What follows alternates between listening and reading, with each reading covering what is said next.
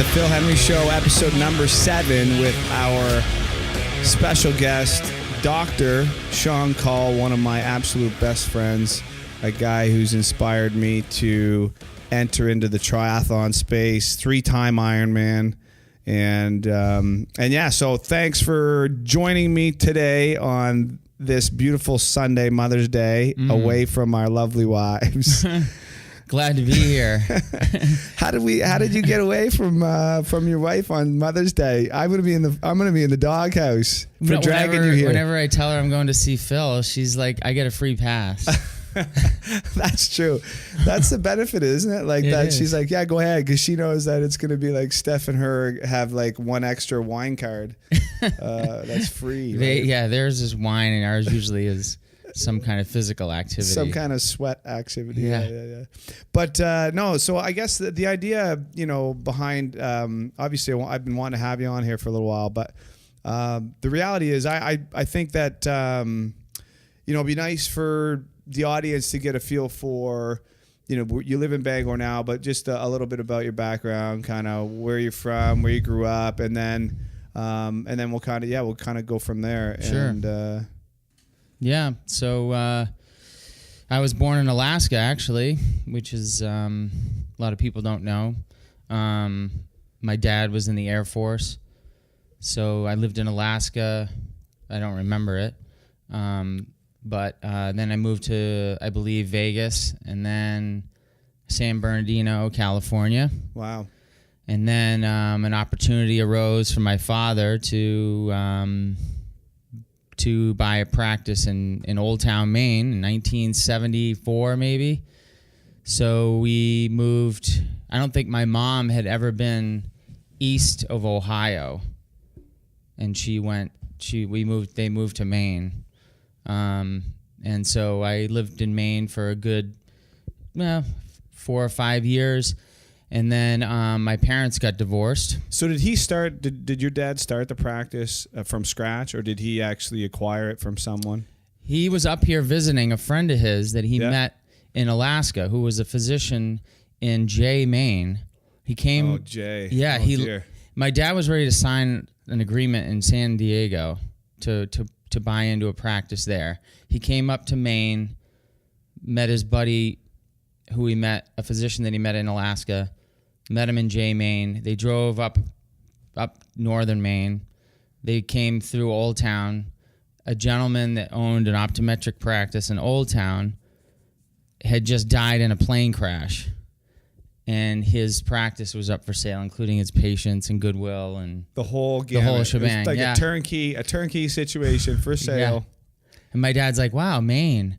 It's kind of like Alaska with people in it."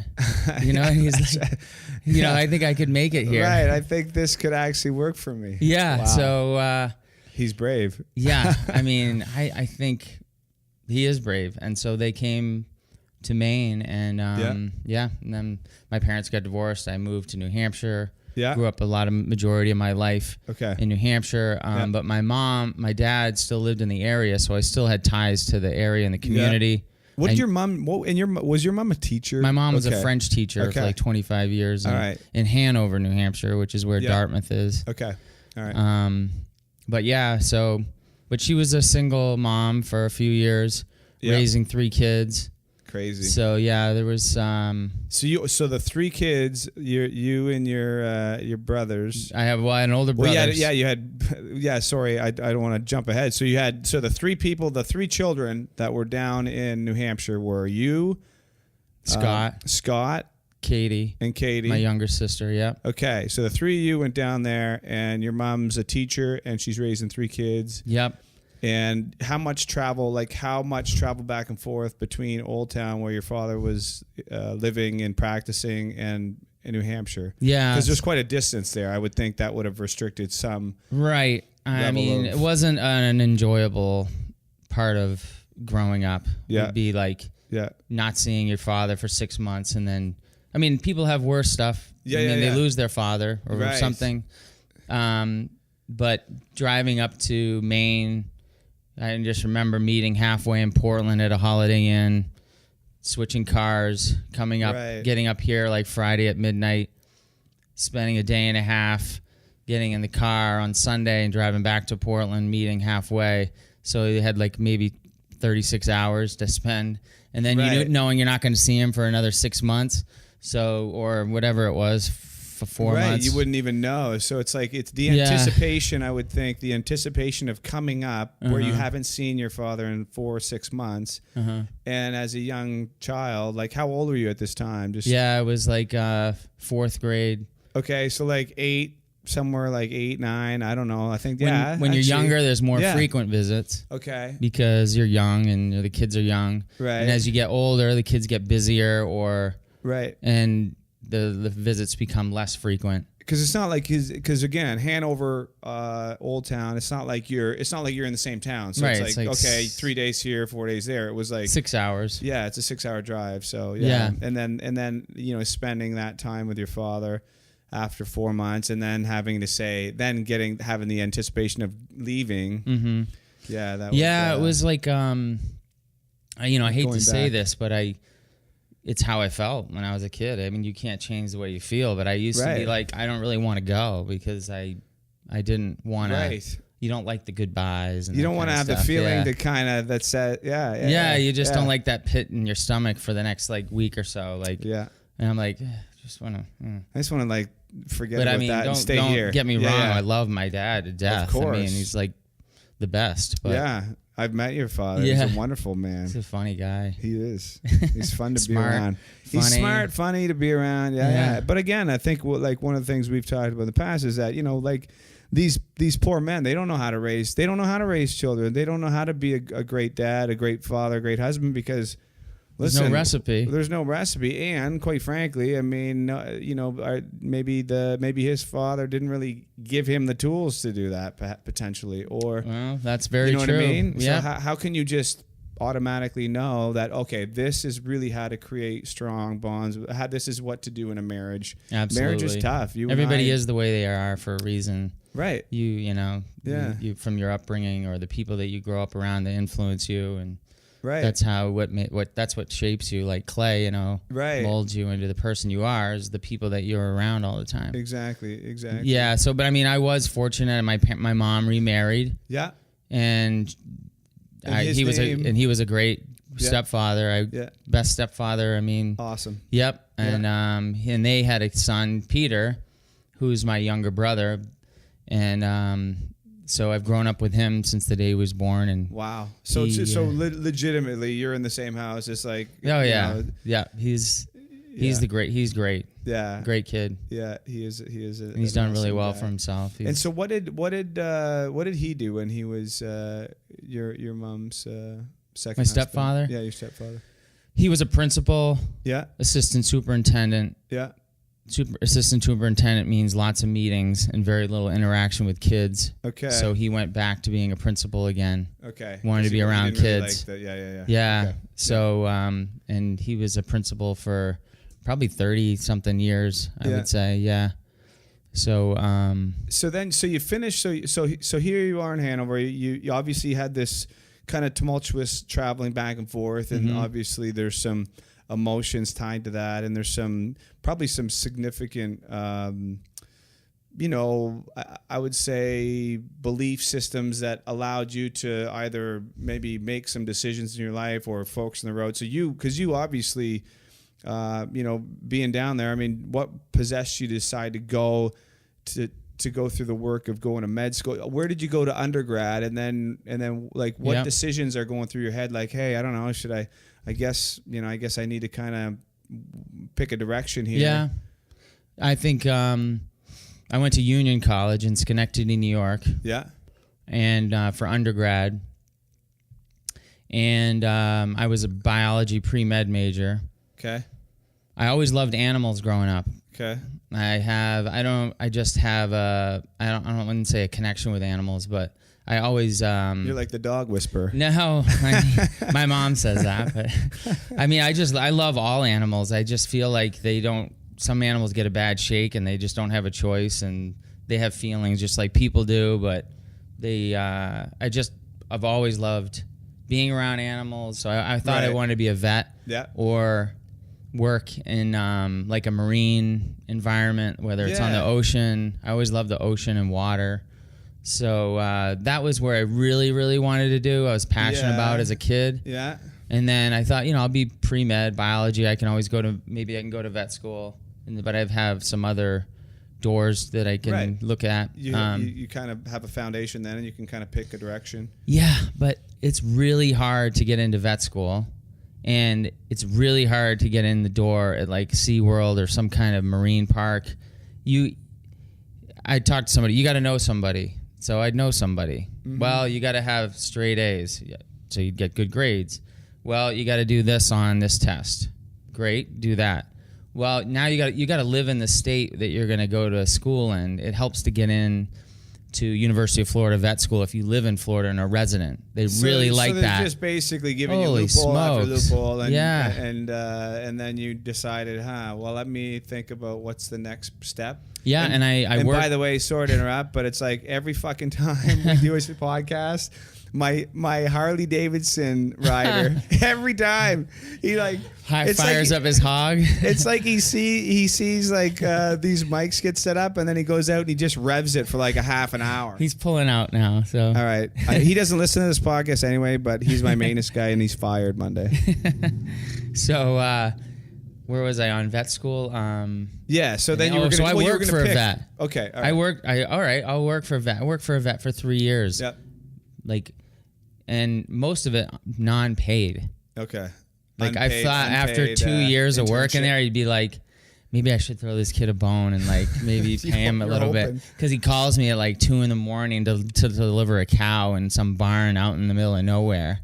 Like throw on your overalls, crawl out of bed, show up. Jeez, I wouldn't have been able to do it without you. Thanks for showing up. Yeah. And I'm like, yeah, okay. See you Monday. But I thought, do you see that my gas tank's empty in my? But he was like, my mom's like, you can't work there anymore. You got to get money. I'm like, I know. Well, this is better than money. I'm getting experience. I'll be able to put it on a resume. That's how I'm going to get into vet school. But I'll tell you. So you had. I mean, let's be honest. You had a very specific intention behind. Like you knew where you were going, right? Like, I think where I wanted to be. You knew, like a lot of kids, I think coming out of high school, they don't even know directionally where they want to go. You were like, okay, listen, if this doesn't happen, then I'm going to do this. If that doesn't happen, I'm going to go this way. Mm-hmm. You had a plan and then a backup plan. And I think I think it's perfectly normal for someone to go to college and not know what they want to do, though. I think, but I kind of knew, like, I wanted, direction, because I knew what I liked, and I wanted to do that for work, right? So, which is great, that's a smart.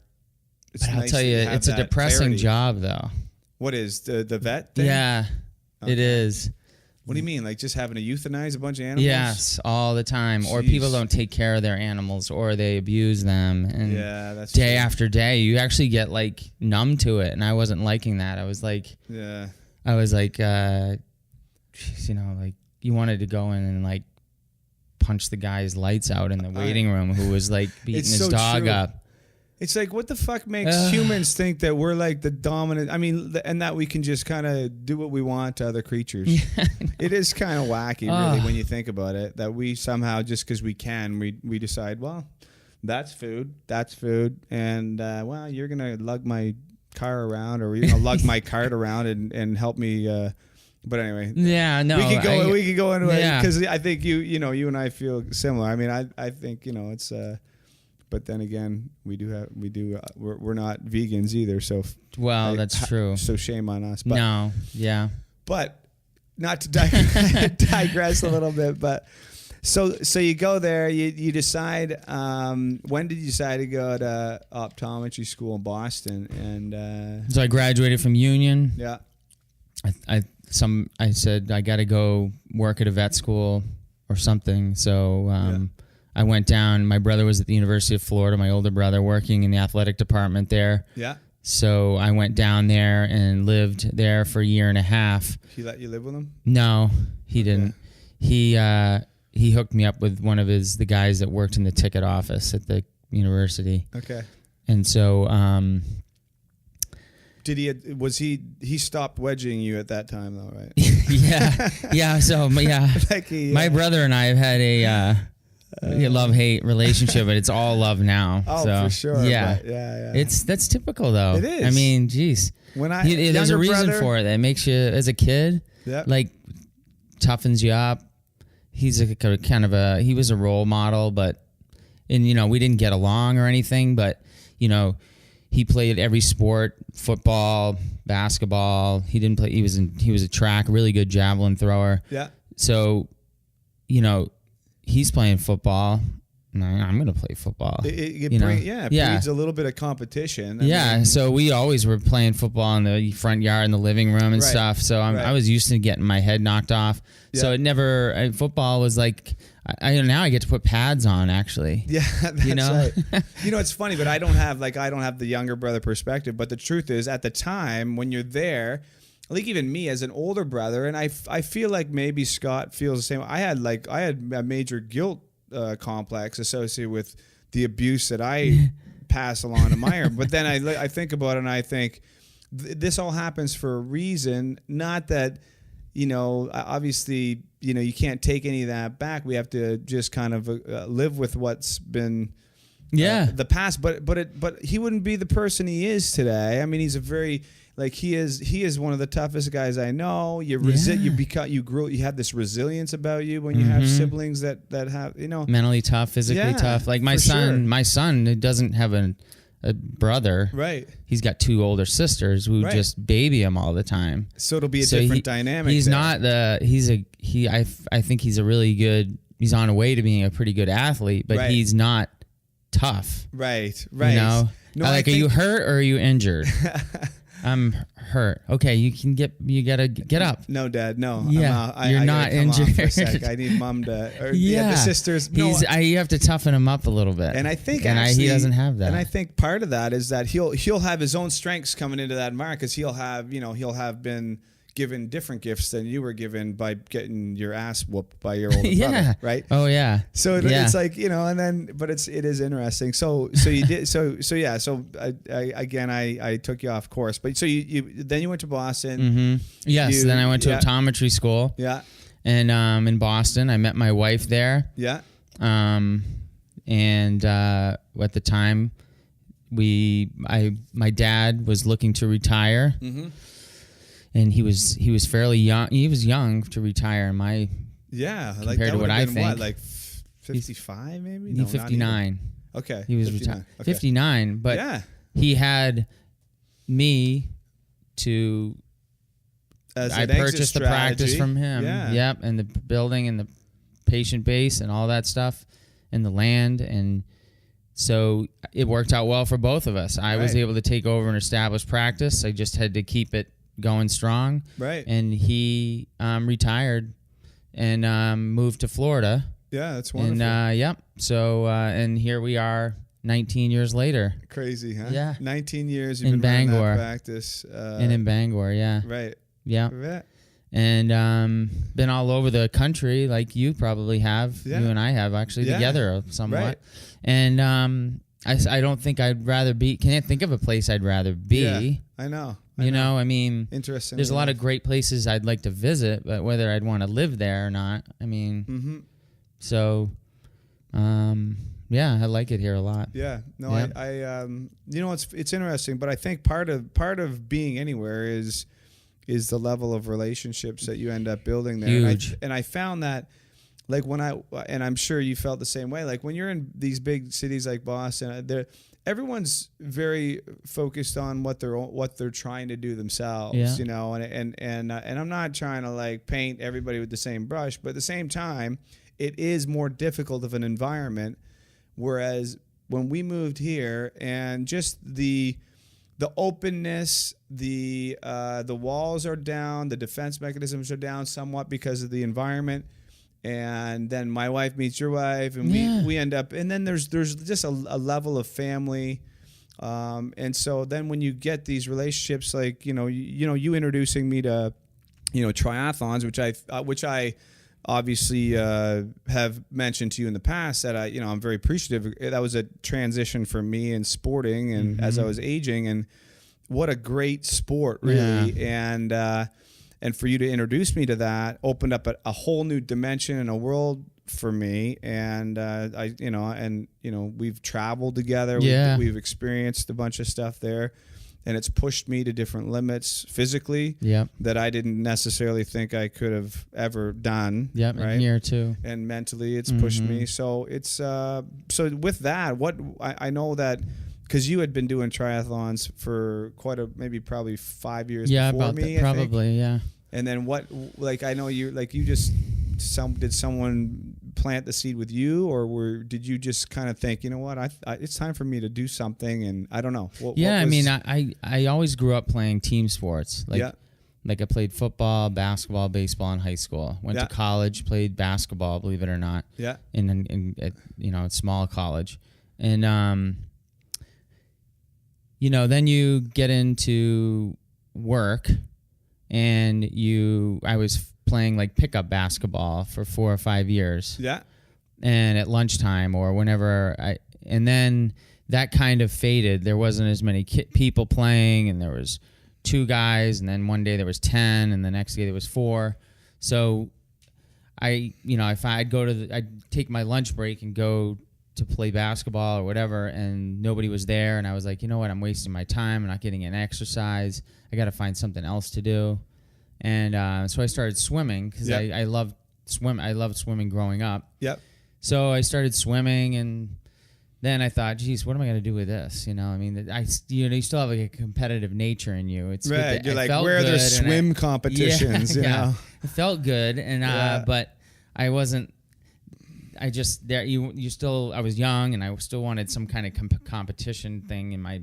So I saw an ad for a triathlon, and I really didn't even know a thing about triathlons. Okay.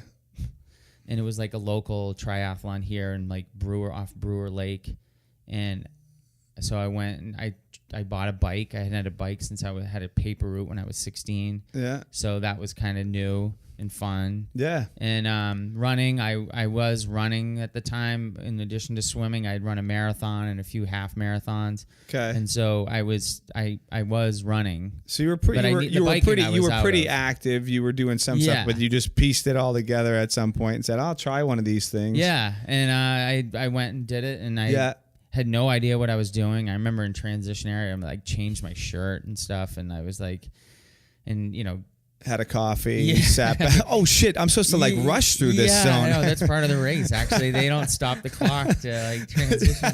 That's funny. Yeah, and I never researched anything about the sport or anything. I just went and did it, and I had a blast. I was like hooked.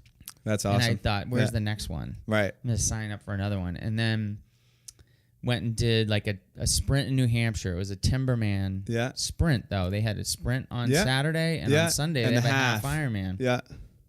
So I did the sprint, and then the next day I went down to watch the finish of the half, and I'm just seeing these people, and I'm like, wow, that's amazing. These guys these are really cool. This is a really cool atmosphere, and like the athletes, and there were some pros there like Chrissy Wellington and Andy Potts, people that I had read in magazines, and you're just seeing them like cross the finish line, and like, wow. Yeah, it is an incredible, like the energy, even like people that don't consider themselves even open to doing it. You should go to, if there's something within 100 miles of your location, go to the event, hang out by the finish line, and watch these people start and finish the race. It's inspiring. It is. I mean, the energy that you get, the spirit. Like I always say, like, for you and I have talked a little bit about the fact that we're our physical body. Yeah, we do our best to take care of the physical part, right? And we're given this. We only have one, right? You and I, we're given one. We do our best to take care of it. But there's also a spiritual side, and there's this energy that you get. You don't know you can't really explain it. Yeah. But when you're there, you feel like this energy, like if you allow it to something. Yeah. Oh my God. So that's why I said I'm going to come back and do this next summer. Right. And you did. Screw the sprint. Right. So I followed a training program, went back to Timberman the next year, did it. Yeah. Then I was watching that winter. I was watching the Kona, the big time, thing. yeah. And that's an Ironman. I was like, wow, that's nuts. I'm like, that's twice what I just did. And shit. But I see a guy like, Like, I oh, see somebody with one leg doing it, and I see somebody with like with the like swimming with their handicapped child, or I'm pushing like, the whole marathon. Yeah. I'm like, what is? I mean, I could do it, I think. Right. And I talk to people like, oh no, you know, my friend tried to do it, and he got like halfway through the bike and vomited. Couldn't and do like, it. Yeah, and I don't, you know, but. It is a big, you know, an Ironman is a total different ball game. It is. Because it's you have to factor in, you know, you have the swim, bike, run, but the nutrition and the hydration.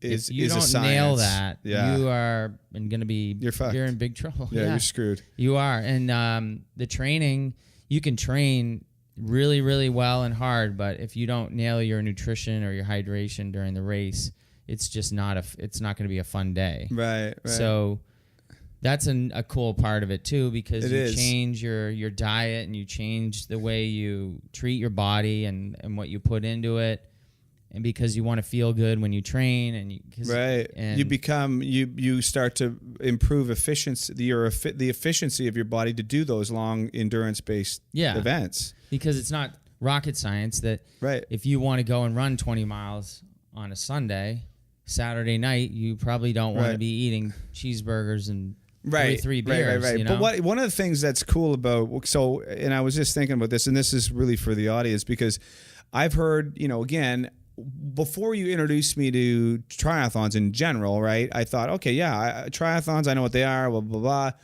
But when I did my first triathlon, and then you had indicated that you had done Panama City full Ironman, and then you did Louisville, and then we did Mont Tremblant together. Yeah. But before you said that you had done it, I think part of that is what we talked about yesterday. That was in the realm of impossibility for me, meaning that I did not believe in my head that I could do that. Yeah. And I didn't believe in my head that it was possible for the human body to be able to do that. Like, what are you talking about? There's 2.4 this, then you do 112 miles on a bike, and then you run a whole marathon after that? There's just no way. How do you do that? And then, but that's the power of the ability to believe, because as soon as you believe. Yeah, how do you know unless you don't try something? Yeah. You don't know if you can do something. You know, nobody can just get off the couch and do an Ironman. You do have to do the training and stuff, but you're not going to know. If you really, I always tell people, you really want to do something, you can do it. Right. You can do it. If you really want it. If you don't want it, though, you're not going to probably do it. Right. So, you know, doing the Ironman or the three of them, it does make you feel like you can pretty much do anything. So it helps with that, for sure. If you are you're disciplining your brain to believe in yourself, basically. Yeah, anytime since then, you've had some kind of physical activity that was difficult, you persevere because you feel like I can do this. I mean, this isn't. And probably before I did Ironmans, I probably would have just stopped running and I'd take a break and walk a mile and then get back and run more. It's true. But like it sets the bar at a point where you believe like all that's underneath that, and so that is we did the Cadillac and back, the 100 miler, and we biked here up Cadillac and then came back. Century ride. We weren't in. I wasn't in 100-mile bike shape to do that. No, not at all. I had not ridden my bike much. Twice. And there were times in that bike ride I was like, I'm done. You know, I'm like, can someone come up with a van and put me in? Because you just keep going. You're like, It's true. You can, you know, unless I'm like. Somebody's to peel me off the side of the road. Right. I'm just gonna keep going because you've been through stuff that tried your mentally. Right. You know, you can do anything. And you know you're going to get there. Yeah. You can.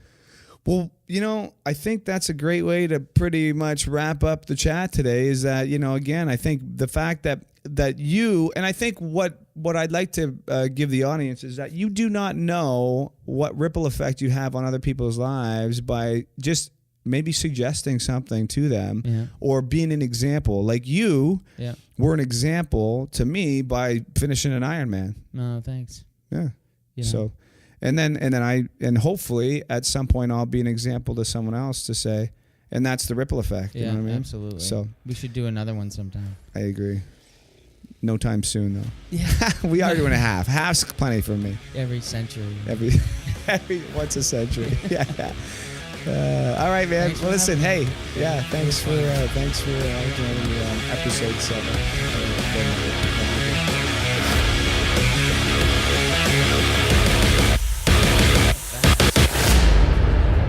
It's crazy. It flies by.